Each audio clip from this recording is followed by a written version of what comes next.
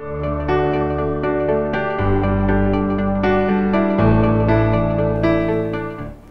people, my name is Rehan. I want to thank you for this opportunity for letting me speak to you today. I'm very thankful to my friend Mr. Ghanem for this opportunity, and I want to talk to you about today this small device, the mobile phone. Today in planet Earth we are around 7 billion and a few million people. And according to Wikipedia, as of today, we have 5.6 billion mobile phones in the world.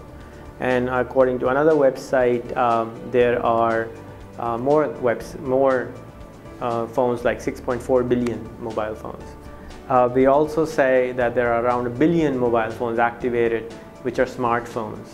And within the next 3 years, that figure will change, and majority of the phones might become smartphones. And I truly believe that also. According to the Moore's law, that should be very practical.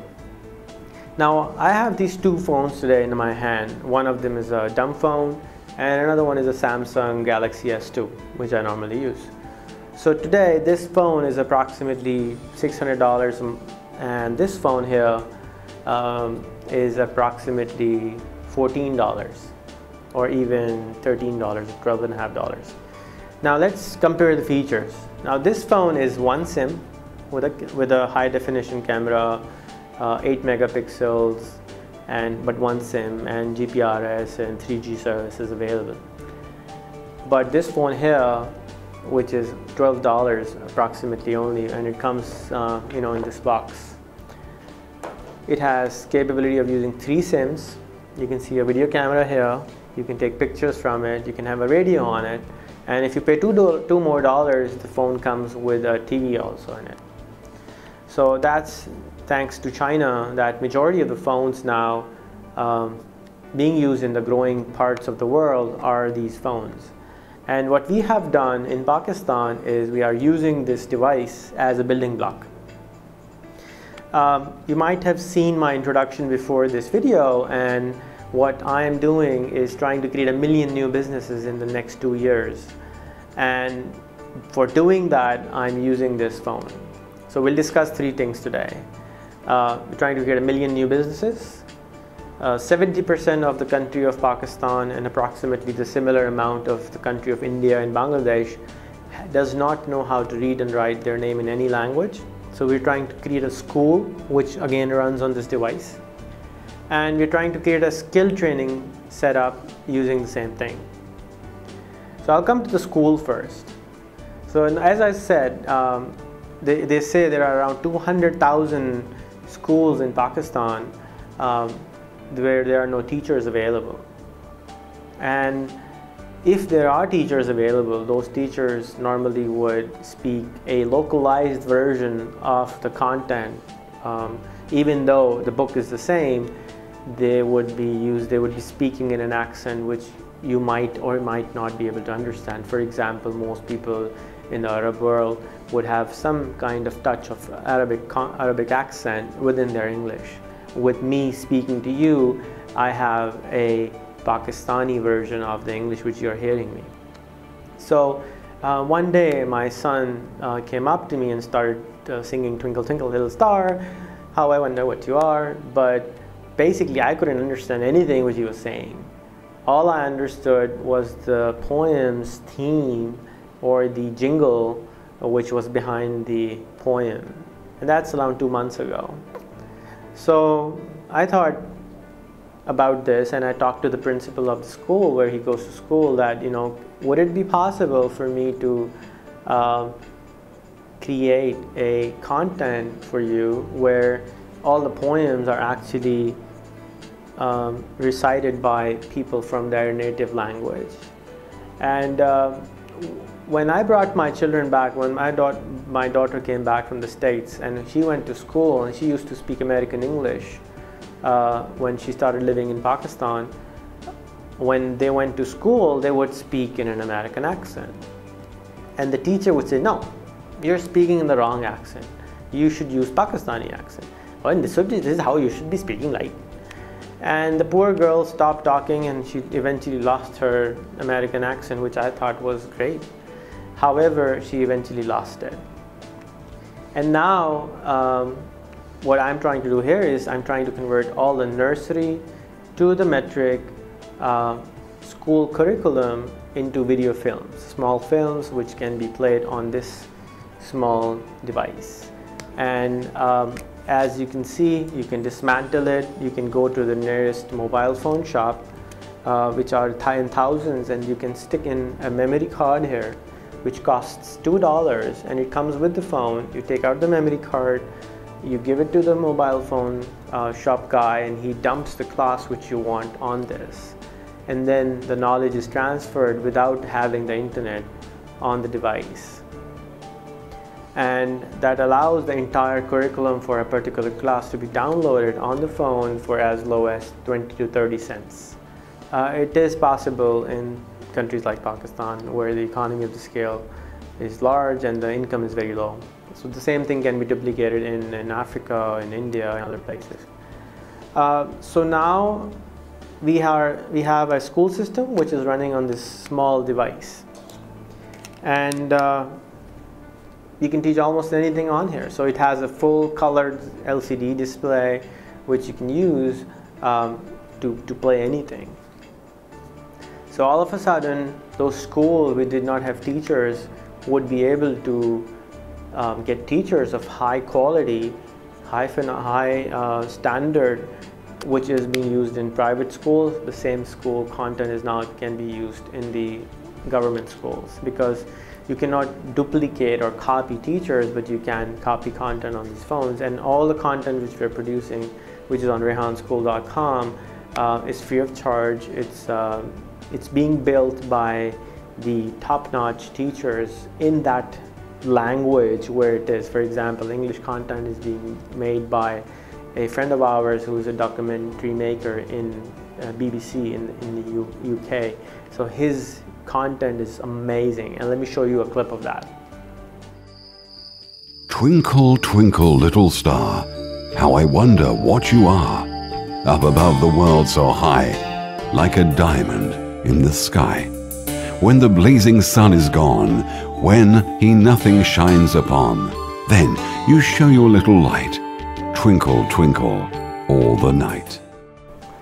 So what did you think? What's the quality of the content of English?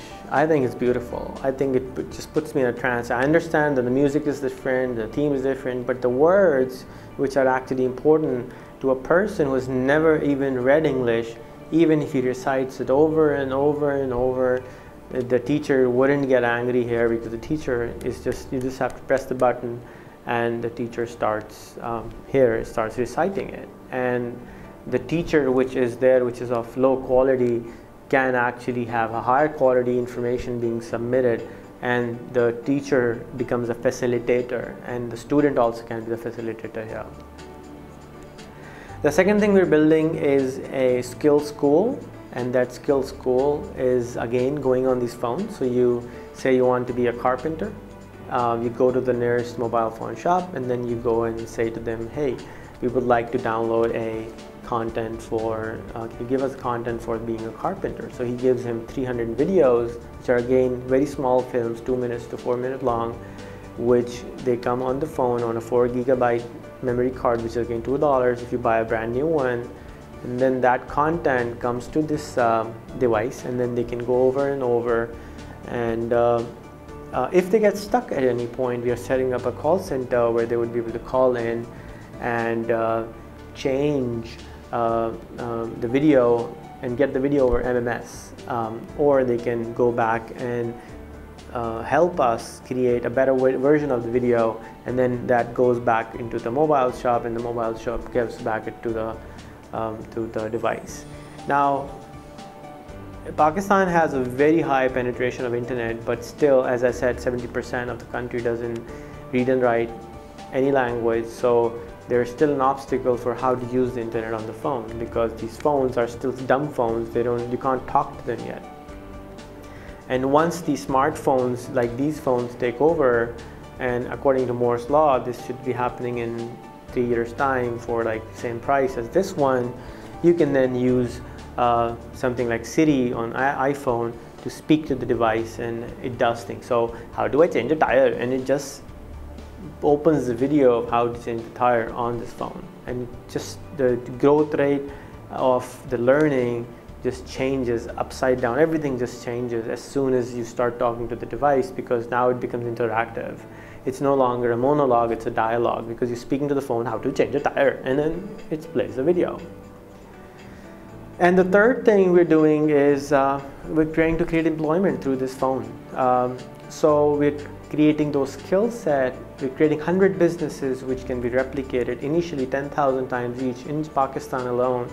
And then those videos, everything is being taught through video. And we're using a crowdsourcing process for auditing. So for example, if you open a cafe which the quality is not at par, you will see a sign at the cafe that if you shoot a video of this cafe with something wrong in it and you send it to us, we'll give you a reward of $5, which is a lot of money for buying whatever within our network of stuff.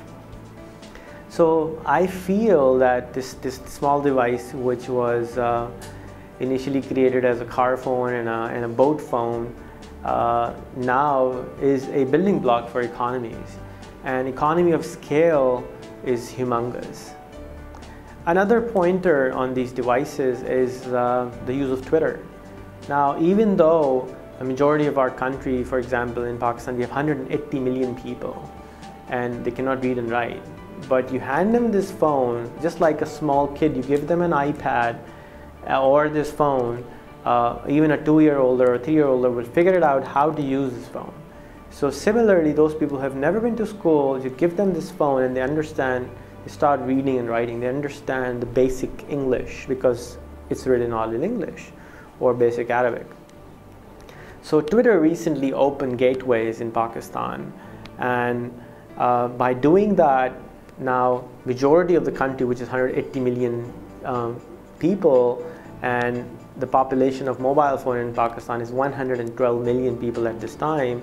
So suppose a politician wants to send, puts an ad in the newspaper, say, if you want to follow us, if you like what we're doing, send an SMS to 40404 F space say Rehan Allahwala, though I'm not a politician.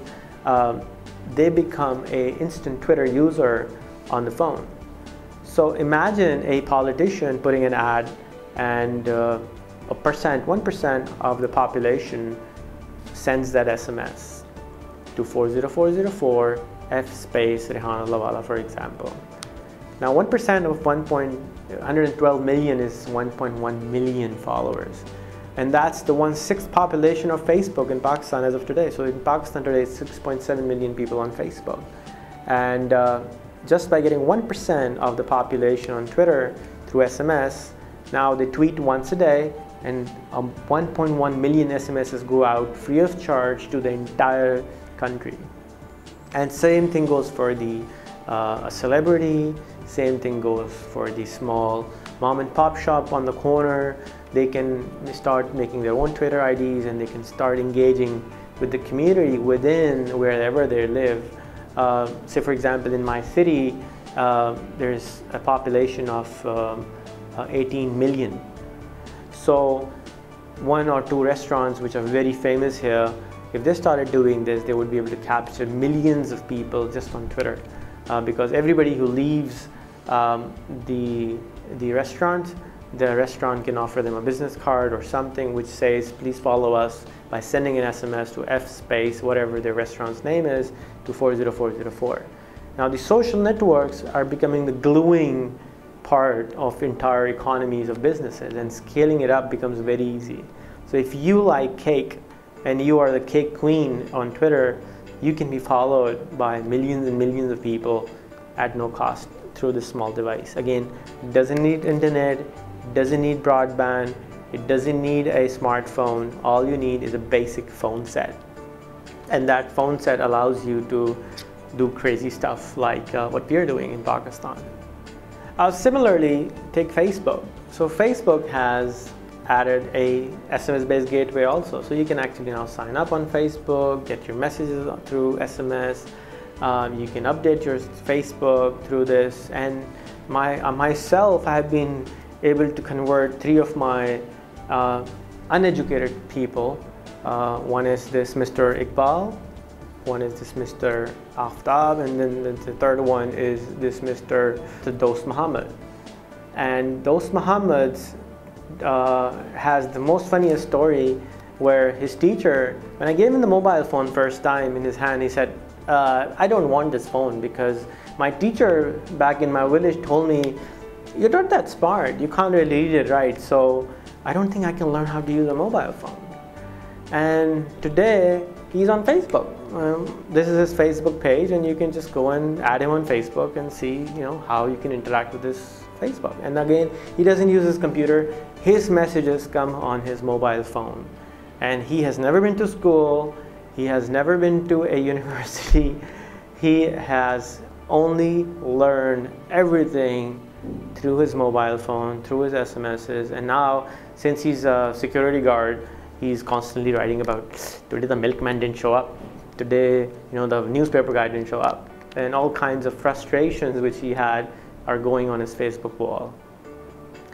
So I see that this is the most powerful change maker for the third world countries, and especially the developing countries. And I think the governments should focus on building the networks. And once the networks are built, these are the new superhighways, and these communication tools are changing phenomenally, especially in the developing countries. And these tools are really making a huge difference. Even if there were no social networks, a phone call from now from Pakistan to the US and to other 40 countries is just 1 cent per minute. And that's all it takes. To Canada, it's even like 10 cents for an hour or something that ridiculous.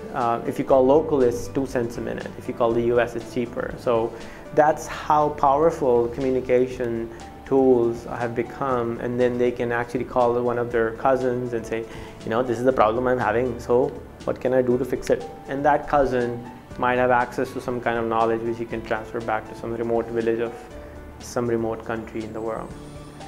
So this is me today. I hope you enjoyed my little presentation. Do send me feedback. I'm on Facebook on facebook.com/Rehan33. You can also send me a message on my page. It's facebook.com/Rehan. If you have any ideas on how we can scale up even further to the 1 million businesses or anything else, or if you'd like to learn more, please check out our website on rehan.com, and I'm looking forward to getting in touch with you. Thank you so much.